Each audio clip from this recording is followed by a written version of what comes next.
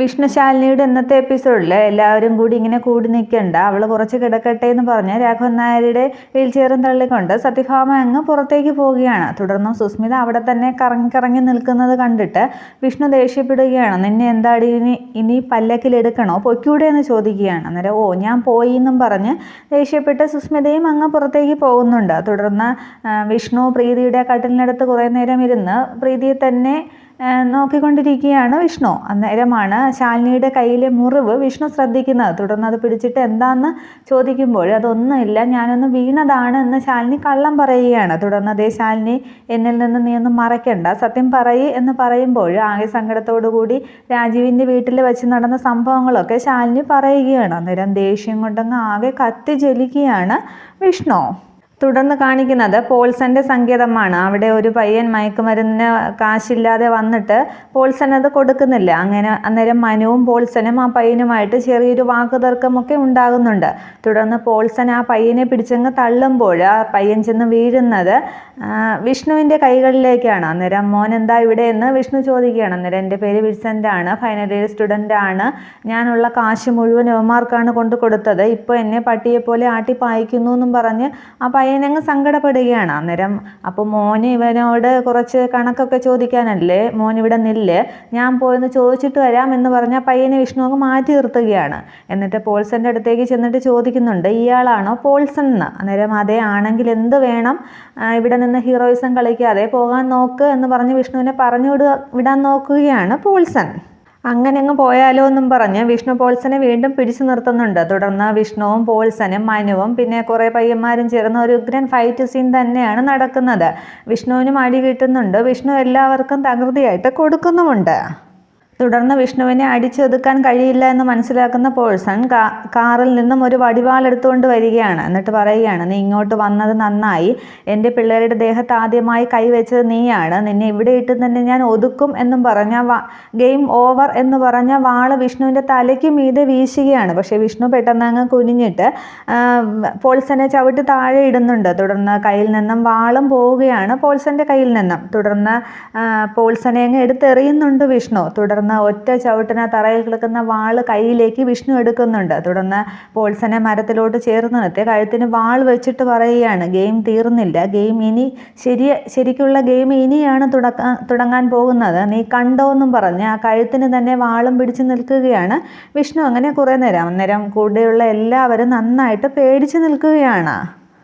തുടർന്ന് കാണിക്കുന്നത് മിറ്റം തൂത്തുകൊണ്ടിരിക്കുന്ന ശാരിക പെട്ടെന്നാണ് ഓർക്കുന്നത് അടുപ്പിൽ ഇരിക്കുന്ന ചോറ് വെന്ത് പായസമായിട്ടുണ്ടാകുന്നത്. അന്നേരം ഓടി അടുക്കളയിലേക്ക് ചെല്ലുമ്പോൾ കഞ്ഞിക്കലം ആരോ എടുത്ത് മാറ്റി വെച്ചിരിക്കുന്നു. തുടർന്ന് ഒരടുപ്പിൽ വെള്ളം തിളപ്പിക്കാൻ വെച്ചിരിക്കുന്നു, ഒരടുപ്പിൽ ലേഹ്യവും വെച്ചിരിക്കുകയാണ്. അന്നേരം അതെടുത്ത് മാറ്റാനായിട്ട് ശാരിക ചെല്ലുമ്പോൾ വിജയലക്ഷ്മി വഴക്ക് പറയുകയാണ്, അതിൽ തൊട്ടു പോകരുത്, ചിറയൻകീഴ് വരെ ഞാൻ കാറിലിരുന്ന് പോയതാണ്, ഇനി പുളിയിൽ ഇട്ട് ആര്യവേപ്പിലിട്ട് വെള്ളം തിളപ്പിച്ച് കുളിച്ചാലേ ക്ഷീണം മാറൂ, മറ്റേത് കൃഷ്ണൻകുട്ടി ചേട്ടനുള്ള ലേഹ്യമാണ്, അതൊക്കെ കഴിഞ്ഞിട്ടും ഇവിടെ ചോറ് വെച്ചാൽ മതി എന്ന് പറയുകയാണ്. അന്നേരം ഇവിടെ ആർക്കും ഭക്ഷണം കഴിക്കണ്ടേന്നും പറഞ്ഞ് ശാരിക വീണ്ടും ചൂടാവുകയാണ്. അന്നേരം ഞങ്ങൾ കല്യാണ വീട്ടിൽ നിന്ന് കഴിച്ചു, നിന്റെ ഭർത്താവിന് കൊടുക്കണമെങ്കിൽ വെളിയിൽ അടുപ്പ് കൂട്ടിയിട്ട് അതിൽ തീ കത്തിച്ചുണ്ടാക്കി കൊടുത്താൽ മതി, ഇതൊക്കെ ഞാൻ എൻ്റെ പൈസ കൊടുത്ത് വാങ്ങിച്ചതാണ്, അത്രയ്ക്ക് സങ്കടമാണെങ്കിൽ ഞങ്ങളുടെ 18 ലക്ഷം രൂപ ഇനി തന്നേരാം, ഞങ്ങൾ പൊയ്ക്കോളാം എന്ന് പറയുകയാണ്. അന്നേരം അകത്ത് കാല് വയ്യാതെ കിടക്കുന്നത് നിങ്ങളുടെ മകനല്ലേ എന്ന് ശാരിക ചോദിക്കുകയാണ്. അന്നേരം അവനിപ്പോൾ നിൻ്റെ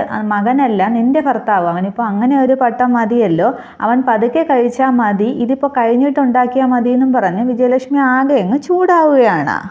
അങ്ങനെ മനഃപൂർവ്വം പ്രശ്നങ്ങൾ ഉണ്ടാക്കാൻ തന്നെയാണ് വിജയലക്ഷ്മിയുടെ പ്ലാൻ. തുടർന്ന് ഈ 18 ലക്ഷത്തിൻ്റെ കണക്ക് എന്താണെന്ന് ശാരിക ചെന്ന് രാജീവിനോട് ചോദിക്കുന്നുണ്ട്. അന്നേരം അതെനിക്ക് കൃത്യമായിട്ടൊന്നും അറിയില്ല, ഞാൻ സർക്കാർ സ്കൂളിലും ഗവൺമെൻറ് കോളേജിലും ഒക്കെ തന്നെയാണ് പഠിച്ചത്, സ്കോളർഷിപ്പും ഒക്കെ ഉണ്ടായിരുന്നു, പിന്നെ എങ്ങനെയാണ് ഇതുണ്ടായെന്നും അറിയില്ല, അച്ഛൻ മരിച്ചതിന് ശേഷം ഒരു ഇത്തിൽ കണ്ണിയായിട്ട് കൂടിയതാണ് അമ്മാവൻ ഓരോ വർഷവും ഓരോ കൃഷി രീതികളാണ് ഇറക്കുക, ഒന്ന് പൊട്ടുമ്പോൾ ഒന്നിനായിട്ട് ബാങ്കിൽ നിന്നും പോയി വായ്പ എടുക്കും, അങ്ങനെ അങ്ങനെയൊക്കെ കൂടിയതായിരിക്കും ഇത്.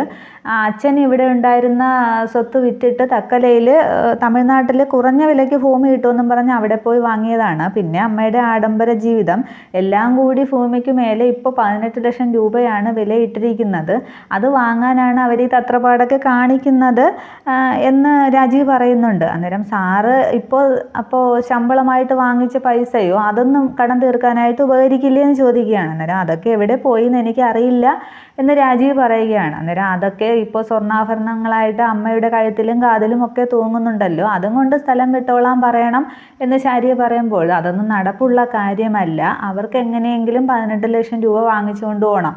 അപ്പോഴവിടെ ചെന്നാൽ കടവും തീർക്കുകയും ചെയ്യാം, ഭൂമി പിന്നെ ഇരട്ടി ലാഭത്തിന് വിൽക്കുകയും ചെയ്യാം, പിന്നെ സുഖമായിട്ട് ജീവിക്കുകയും ചെയ്യാം. അതാണ് അവരുടെ ഇപ്പോഴത്തെ പ്ലാൻ. അതിനുവേണ്ടിയാണ് അവർ നിൽക്കുന്നത് എന്ന് രാജീവ് പറയുകയാണ്. അപ്പോൾ എല്ലാ ഭൂമിയും വിറ്റിട്ട് വന്നാലും പിന്നെയും സാറ് നോക്കിക്കോളുമല്ലോ.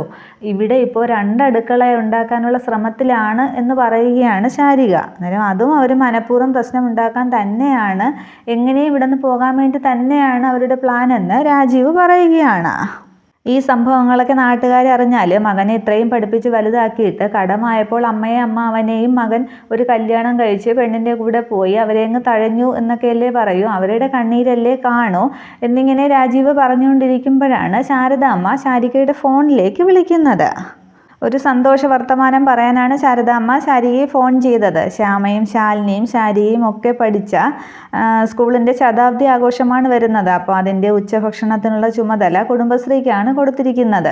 അപ്പോൾ അതിൻ്റെ കുറച്ച് ചുമതല ശാരികയ്ക്കും കൊടുക്കാമെന്ന് ശാരദാമ്മ പറയുകയാണ്. അങ്ങനെ ആകെ സന്തോഷമാകുന്നുണ്ട് ശാരികയ്ക്ക്. അത് രാജീവിനോട് പങ്കുവയ്ക്കുകയും ചെയ്യുന്നുണ്ട്. അന്നേരം അമ്മയ്ക്കും അമ്മാവനും അപ്പോൾ കുറച്ച് കാശ് തടയുമല്ലോ എന്ന് രാജീവ് പറയുകയാണ്. അന്നേരം ഇതൊക്കെ കേട്ടുകൊണ്ട് വിജയലക്ഷ്മി പുറത്ത് നിൽക്കുന്നുണ്ട്. വിജയലക്ഷ്മി കരുതുകയാണ്, കുറച്ച് പിള്ളേർ പഠിക്കുന്ന LP സ്കൂളല്ലേ എന്ന്. അന്നേരം ശാരിക പറയുന്നുണ്ട് രാജീവിനോട്, അല്ല ഇപ്പോൾ കാര്യങ്ങളൊക്കെ മാറിപ്പോയി, 500 പിള്ളേർ പഠിക്കുന്നുണ്ട്, ഒരുപാട് പൈസ കിട്ടും, പക്ഷെ ഒരു ചില്ലി കാശ് പോലും ഞാൻ അവർക്ക് കൊടുക്കില്ല, എന്നിൽ നിന്ന് ഒരുപാട് ഊറ്റിയതല്ലേ, ഇത് എനിക്കുള്ളതാണ്. നമ്മുടെ ജീവിതത്തിൽ സാറിൻ്റെ പൈസ മാത്രം മോഹിച്ച് ചുറ്റിക്കൂടിയ ആ 2 അട്ടകളെ നമ്മുടെ ജീവിതത്തിൽ നിന്ന് എന്നേക്കുമായി ഞാൻ വലിച്ച് പുറത്തേക്ക് എറിയും, ഇനി അതാണ് എൻ്റെ ലക്ഷ്യം എന്ന് ശാരിക പറയുകയാണ്. അന്നേരം ഇതൊക്കെ കേട്ട് പുറത്തു നിൽക്കുന്ന വിജയലക്ഷ്മിക്ക് ആകെ അങ്ങ് ദേഷ്യം വരികയാണ്. അമ്മയുടെയും അമ്മാവൻ്റെയും കടം ശാരദാമ്മയുടെ മകളാണ് ഈ ശാരികയെങ്കിൽ അത് ഞാൻ വീട്ടിയിരിക്കുമെന്ന് ഉറച്ച നിശ്ചയത്തോടു കൂടി രാജീവിനോട് പറയുകയാണ്. ഇത്രയുമാണ് നാളത്തെ പുതിയ എപ്പിസോഡ്. Okay, thank you.